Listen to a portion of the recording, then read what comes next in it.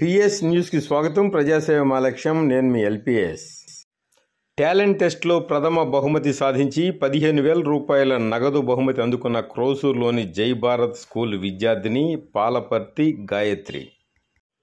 ఇక వివరాల్లోకి వెళ్తే, సత్తెనపల్లి పరిసర ప్రాంతాల 10వ తరగతి విద్యార్థులకు మ్యాథ్స్, ఫిజికల్ సైన్స్, బయాలజీ సబ్జెక్ట్స్పై సత్తెనపల్లిలోని ఎస్బీజీ విద్యా సంస్థల్లో ఇటీవల నిర్వహించిన టాలెంట్ టెస్ట్లో పల్నాడు జిల్లా పెదకూరపాడు నియోజకవర్గం క్రోసూరులోని జై భారత్ స్కూలుకు చెందిన పాలపర్తి గాయత్రి ప్రథమ బహుమతి సాధించినందుకు ఎస్బీజీ విద్యా సంస్థల చైర్మన్ మట్టా సుబ్రహ్మణ్యం, అధ్యాపకులు, విద్యార్థుల హర్షధ్వానాల మధ్య గాయత్రిని దుశ్శాలతో సత్కరించి 15,000 రూపాయల నగదు బహుమతిని అందించడంతో పాటు మొమెంటోను బహుకరించడం జరిగింది.